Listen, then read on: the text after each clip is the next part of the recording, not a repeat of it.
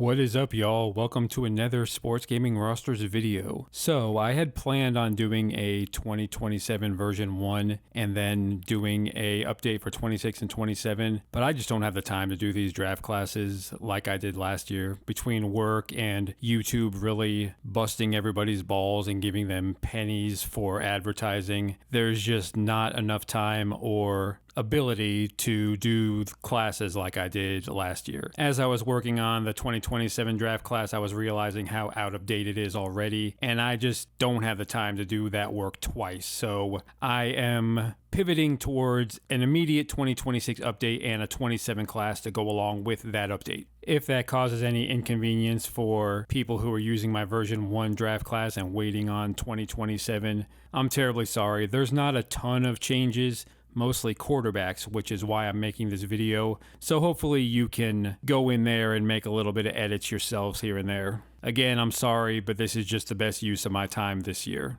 One last thing before we get started. If you've been on YouTube the past few months, you probably heard all of your creators begging for subscriptions. There's a reason we're all doing that. YouTube is really cracking down and making it a lot harder on us. I'm a small channel, but small or big, it's making it a lot harder to do these videos. So if you have not subscribed, please do so. You'll see all my draft class updates and everything like that. Also, draft class creation takes hundreds of hours. It's an all year long process. So if you want to donate to the cause, I have Venmo, PayPal, that kind of stuff. The information for that is in the description below. Anyway, I won't harp on that. I know it's annoying. Let's move on and talk about the point of this video. So most of my changes are quarterback related. As you know, I had Cade Klubnik and Garrett Nussmeier and Drew Aller in the first round of my previous draft class, and I don't think any of those guys are first round prospects right now, but there are a bunch of new faces that have really stepped up in the past few weeks, a lot of underclassmen that I didn't really consider before. So I wanted to talk about 2026 and 2027 eligible prospects and where I might slot them in. And I definitely want to know your guys' opinions in the comments below. Let me know what you think about all these quarterbacks and where you would personally put them. Working on the classes, and I want to get these quarterbacks right because this will probably be my last update until the end of the season.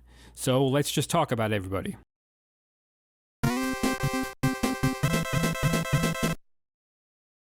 There are a lot of candidates for my top overall draft eligible prospect, but I'm going to go with Julian Super Saiyan, Ohio State sophomore. Yeah, playing with Jeremiah Smith, Carnell Tate, and players like that really helps elevate your stats and your game, but then again, you need a guy who can get the ball to those players, and Saiyan has done a great job as a second-year redshirt freshman. They started off a little conservative with him the first couple of games. He only threw the ball less than 40 times those 2 games, but the past 3, it's been up in the high 20s, including Minnesota, where they let him chuck the ball 28 times, even though they were leading big. He's completing 80% of his passes on the season, 80%, in complete control of Ohio State's pro-ready offense. An underrated athlete. I expect him to be the leading Heisman Trophy contender in 2026. He's under consideration here in 2025. Probably doesn't have quite enough to pass someone like Fernando Mendoza, but yeah, he's my 2027 top quarterback right now.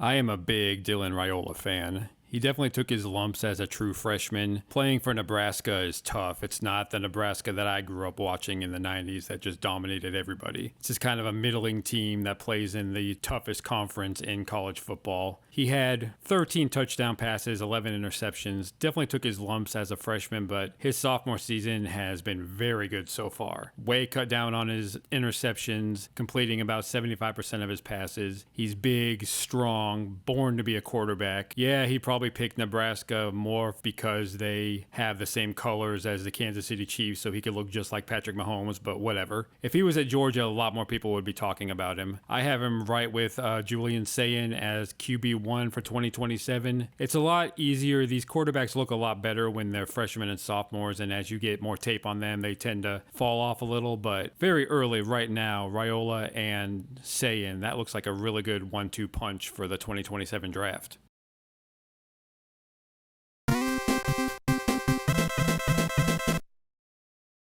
I don't want to have three redshirt sophomores in one class. So 2027, that's why I have CJ Carr as QB1 in 2028. But if he keeps playing the way he's playing, he could force my hand and cause me to change things with my after season update. His first two ever games, any playing time whatsoever, came against Miami and Texas A&M. That's a really tough start to your career. And he held his own, especially against A&M. He threw for a lot of yards, scored a lot of points, but the 3 games after that, he's just been dominant. Your classic big-armed, tall, strong, drop-back quarterback, kind of like a Sam Darnold type. Notre Dame is always tested. They always have tough opponents. So if he can continue doing what he's doing this year and next, he's right there with Raiola and Sayin. So that's 3 redshirt sophomores that could be big-time 2027 draft class participants, but right now I have him in 28 for the reasons I stated before.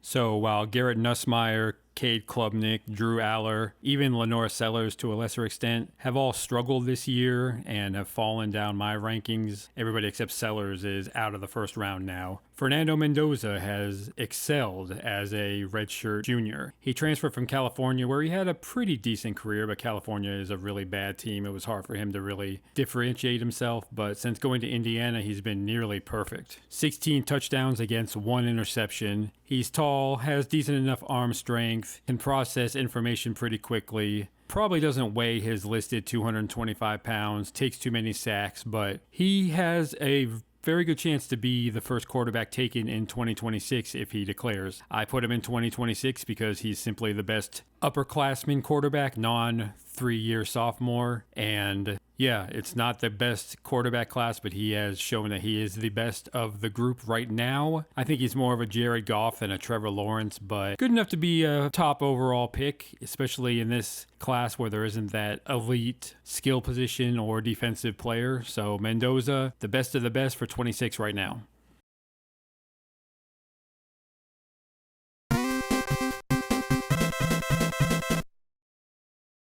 If there's anybody who can seriously challenge Mendoza for QB1 in 2026, it's probably Dante Moore. I've talked a lot about how I worry about redshirt sophomores, and I worry even more about a guy who's basically had 1 good year of tape. His freshman season at UCLA, he wasn't great, but as we've seen now, UCLA is an absolute mess. He made the rare decision to transfer to a school where he would sit. It's really unheard of for a top 5 recruit to admit it wasn't the right situation, reset, transferred to Oregon, sat behind Dylan Gabriel last year, and this year he looks like a Heisman Trophy candidate. Oregon is humming. They're an offense loaded with stars, but still it's led by Moore. He's got 14 touchdowns against 1 interception right now. He's big, strong, solid arm, kind of a forgotten man after 2023, but reinvented himself and has come back with a vengeance. And if there's any redshirt sophomore that I would take with the first overall pick, it would be Moore. Oregon may be playing for a national championship, and Moore may be a Heisman Trophy finalist. So even though he's a 3-year sophomore, he would not have to compete with those guys I have at the top of my list in 2027. So the quarterback class in 26 is a lot more shallow, and teams are more hungry than ever to get a franchise quarterback. So he would definitely be a high pick if he declared.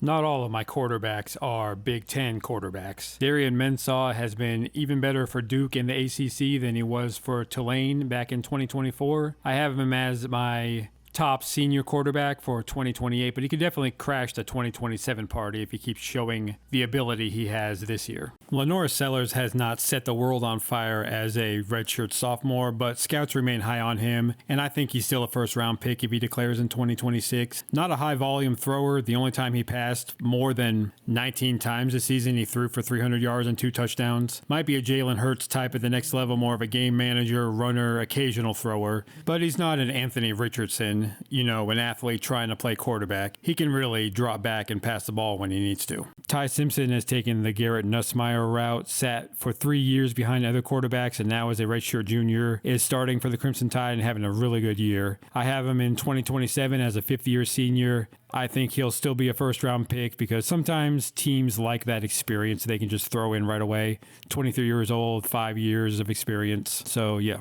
If there's one thing Lincoln Riley knows what to do, it's develop NFL quarterbacks. Jaden Miava, the transfer from UNLV, having a great junior season, has helped turn Jacoby Lane and Mekhi Lemon into future first-round picks. I have him staying through his senior year in 2027 and pushing to be yet another first-round quarterback. I know it's early and things may change, but 27 looks like it could rival 24 when they had 5 quarterbacks taken within the first 12 picks or so. I have Sam Levitt as a mid to late first round pick in 2027. He will be a redshirt junior then, so he could be available in 28. I don't want to have 6 first round quarterbacks in 27, but hey, it just could be a really good class, and it could be one of those classes in Madden that has a lot of really good players. Levitt, definitely more of a runner than a thrower right now, needs to improve that completion percentage. He could declare in 2026, but right now I got him for 27.